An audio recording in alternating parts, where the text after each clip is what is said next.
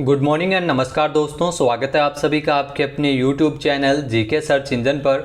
आज है 15 जुलाई और 15 जुलाई से रिलेटेड राजस्थान करंट अफेयर्स के जितने भी इंपॉर्टेंट क्वेश्चन हैं सभी हम इस वीडियो में डिस्कस करने वाले हैं। तो पूरा वीडियो बहुत ध्यान से देखना और वीडियो के एंड में मैं आपसे क्वेश्चन पूछूंगा जिसका आंसर आपको कमेंट बॉक्स में देना है। कल के वीडियो में मैंने आपसे क्वेश्चन पूछा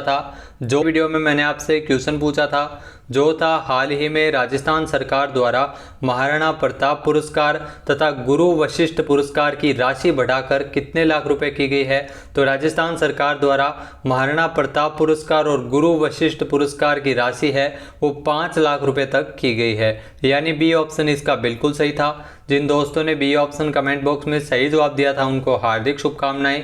महाराणा प्रताप पुरस्कार और गुरु वशिष्ठ पुरस्कार की राशि बढ़ाकर राजस्थान सरकार द्वारा पुरस्कार की राशि में 5 गुना की बढ़ोतरी की गई है। पहले 1 लाख रुपए राशि थी जिसे बढ़ाकर 5 लाख रुपए किया गया है। एक वित्तीय वर्ष में 5 खिलाड़ियों और 5 प्रशिक्षकों को ये पुरस्कार है वो दिया जाएगा। सीएम अशोक गहलोत द्वारा इस फाइल पर अंतिम मोहर लगाई गई है। वर्ष 2014 में भी 50,000 रुपये की जो राशि है जिसमें बढ़ोतरी की गई थी, लेकिन अब 5 गुना बढ़ोतरी इसमें की गई है। 210 खिलाड़ियों को इस वो पुरस्कार है वो मिल चुका है। इसके अलावा 1985-86 में गुरु वशिष्ठ पुरस्कार की शुरुआत की गई थी जिसमें टोटल 40 उत्कृष्ट खेल प्रशिक्षकों को यह पुरस्कार मिला था। इसके अलावा 1982-83 में महाराणा प्रताप पुरस्कार की शुरुआत की गई थी, वो 170 उत्कृष्ट खिलाड़ियों को इससे सम्मानित किया गया था। तो चलिए स्टार्ट करते हैं आज के करंट अफेयर्स। पहला क्वेश्चन है, हाल ही में राज्य में मुख्यमंत्री बाल गोपाल योजना की शुरुआत कब से की जाएगी। तो राजस्थान में मुख्यमंत्री बाल गोपाल योजना 15 अगस्त से शुरू हो रही है, यानी ए ऑप्शन इसका बिल्कुल सही है। आइए जानते हैं इंपॉर्टेंट फैक्ट्स। तो राजस्थान के मुख्यमंत्री अशोक गहलोत ने बजट घोषणा के दौरान जो मुख्यमंत्री बाल गोपाल योजना की शुरुआत करने की घोषणा की थी, जिसके तहत सरकारी स्कूलों, मदरसों तथा प्रशिक्षण केंद्रों में बच्चों को दूध पिलाने का इसमें प्रावधान किया गया था, जिसमें पहले 1 जुलाई से सप्ताह में 2 दिन जो पाउडर का दूध है वो स्कूलों में वितरित किया जाना था, लेकिन शिक्षा विभाग द्वारा इसकी शुरुआत 15 अगस्त से करने जा रहा है। इस योजना में प्रदेश भर में पहली से लेकर 8वीं तक के बच्चों को करीब 70 लाख विद्यार्थियों को इसमें दूध है वो उपलब्ध करवाया जाएगा स्कूलों में सप्ताह में 2 दिन। और इस योजना के अनुसार कक्षा 1 से लेकर 5वीं तक के बच्चों को 150 ml तथा 6 से लेकर 8वीं तक के बच्चों को 200 ml दूध है वो इसमें वितरित किया जाएगा। इसके अलावा पूर्ववर्ती वसुंधरा सरकार द्वारा भी मिड डे मील योजना के अंतर्गत अन्नपूर्णा दूध योजना की शुरुआत 2 जुलाई 2018 से की गई थी। नेक्स्ट है, हाल ही में राजस्थान के किस जिले में स्थित रामगढ़ विषधारी टाइगर रिजर्व में जंगल सफारी शुरू की जाएगी। तो राजस्थान में आपको बता दें कि बूंदी में स्थित है रामगढ़ विषधारी टाइगर रिजर्व है, जहां पर जंगल सफारी की शुरुआत की जाएगी, यानी सी ऑप्शन इसका बिल्कुल सही है। आइए जानते हैं इंपॉर्टेंट फैक्ट्स। तो बूंदी के रामगढ़ विषधारी टाइगर रिजर्व को लेकर एक और बड़ी खुशखबरी सामने आई है। बूंदी में पर्यटन को बढ़ावा देने के लिए 3 माह बाद टाइगर रिजर्व में जंगल सफारी की शुरुआत है वो रामगढ़ विषधारी टाइगर रिजर्व में हो रही है। लोकसभा स्पीकर ओम बिरला ने जो केंद्रीय वन एवं पर्यावरण मंत्री भूपेंद्र यादव की उपस्थिति में अधिकारियों की बैठक को लेकर रामगढ़ टाइगर रिजर्व में जंगल सफारी की शुरुआत करवाने को लेकर आवश्यक जानकारी ली। अधिकारियों ने बताया कि रामगढ़ टाइगर रिजर्व में सफारी के लिए अगर बात की जाए तो मार्ग है वो तय कर लिए गए हैं। सफारी के लिए सभी आवश्यक तैयारियां पूरी करने के बाद अक्टूबर में मुकुंदरा हिल्स और टाइगर रिजर्व रामगढ़ जो विषधारी टाइगर रिजर्व में दोनों ही जगह पर जंगल सफारी शुरू करने के प्रयास किए जा रहे हैं। नेक्स्ट क्वेश्चन है, हाल ही में राजस्थान में कितने राजकीय उच्च माध्यमिक विद्यालयों में कृषि संकाय खोले जाएंगे। तो राजस्थान के आपको बता दें कि 35 राजकीय उच्च माध्यमिक विद्यालयों में कृषि संकाय की शुरुआत की जा रही है, यानी सी ऑप्शन इसका बिल्कुल सही है। आइए जानते हैं इंपॉर्टेंट फैक्ट्स। तो राजस्थान के 35 राजकीय उच्च माध्यमिक विद्यालयों में कृषि संकाय खोले जाएंगे। इसमें 11वीं और 12वीं के विद्यार्थियों को कृषि की पढ़ाई करने का अवसर मिल सकेगा। मुख्यमंत्री अशोक गहलोत ने कृषि संकाय खोले जाने और इसको लेकर प्रत्येक विद्यालय में एक व्याख्याता कृषि का जो पद सर्जित किए जाने की भी स्वीकृति प्रदान की है। विद्यार्थियों को इसके माध्यम से कृषि उद्यानिकी तथा कृषि वानिकी के क्षेत्र में अध्ययन करने का अवसर मिलेगा। कृषि संकाय से पढ़ने वाले विद्यार्थी अपने जो किसान परिवार को किसी भी नई कृषि तकनीक के बारे में जानकारी दे सकेंगे।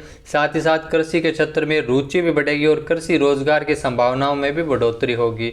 तो टोटल 35 राजकीय उच्च माध्यमिक विद्यालयों में कृषि संकाय की शुरुआत है वो राजस्थान सरकार करेगी। नेक्स्ट क्वेश्चन है, हाल ही में मुख्यमंत्री किसान मित्र ऊर्जा योजना के प्रथम चरण में कितने लाख कृषि कनेक्शन का लक्ष्य रखा गया है?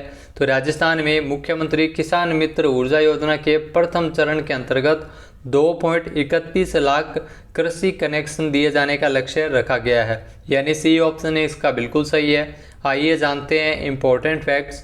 तो मुख्यमंत्री किसान मित्र ऊर्जा योजना जिसकी शुरुआत की गई है, जिसमें आपको बता दें कि मुख्य उद्देश्य किसानों को आर्थिक रूप से संबल प्रदान करना है। 13 जुलाई को मुख्यमंत्री आवास पर ऊर्जा विभाग की समीक्षा बैठक में बताया गया कि जो प्रथम चरण के अंतर्गत 2.31 लाख कृषि कनेक्शन दिए जाने का लक्ष्य रखा गया है। आगामी 2 वर्षों में राज्य सरकार द्वारा कुल 4,88,625 नए तथा लंबित कृषि कनेक्शन है वो जारी किए जाएंगे। प्रथम चरण 2022-23 के लिए 2,31,344 कृषि कनेक्शन तथा दूसरे चरण 2023-24 में 2,58,625 नए कृषि कनेक्शन है वो जारी किए जाएंगे किसानों को मुख्यमंत्री किसान मित्र ऊर्जा योजना के अंतर्गत, जिसमें प्रदेश में मुख्यमंत्री अशोक गहलोत ने 13 जुलाई को ऊर्जा विभाग की समीक्षा बैठक हुई थी और इसमें ऊर्जा के क्षेत्र में जो लिग्नाइट के उपयोग की संभावना पर भी कार्य करने के निर्देश जारी किए हैं।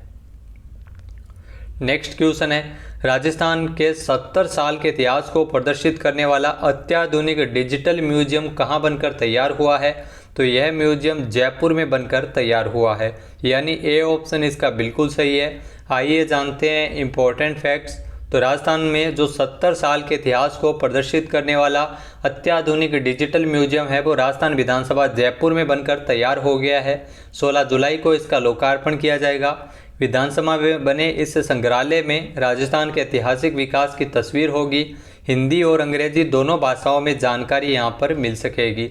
जो राज्य के 70 साल की उपलब्धियों का लेखा जोखा इसमें रखा जाएगा। साथ ही साथ सदन की व्यवस्थाएं भी इसमें दिखाई देगी और इसमें राजपूताना के लोक आंदोलन, विधानमंडल का विकास, राजस्थान के निर्वाचन क्षेत्र सहित राजस्थान की स्थापत्य सांस्कृतिक धरोहर की भी प्रस्तुतिकरण किया जाएगा। राजस्थान विधानसभा में जयपुर स्मार्ट सिटी लिमिटेड के माध्यम से ये अत्याधुनिक डिजिटल म्यूजियम बनकर है वो तैयार हुआ है। 16 जुलाई को इसका लोकार्पण किया जाएगा। संग्रहालय पूरी तरह से टेक्नोलॉजी बेस्ड होगा। कुल मिलाकर इसमें multimedia, 3D, 2D animation, advance graphic, digital interactive interface के जरिए राजस्थान के कई रूप इसमें आपको देखने को मिल जाएंगे। नेक्स्ट है, हाल ही में राजस्थान में नेशनल उद्यमशीलता नेटवर्क इग्नाइट प्रोग्राम किसने लॉन्च किया है? तो हाल ही में ये प्रोग्राम है वो संदेश नायक के द्वारा किया गया है, यानी ए ऑप्शन यहाँ पर बिल्कुल सही है। संदेश नायक ने इस प्रोग्राम को लॉन्च किया है राजस्थान में, नेशनल उद्यमशीलता नेटवर्क इग्नाइट प्रोग्राम। आइए जानते हैं इम्पोर्टेंट फैक्ट्स।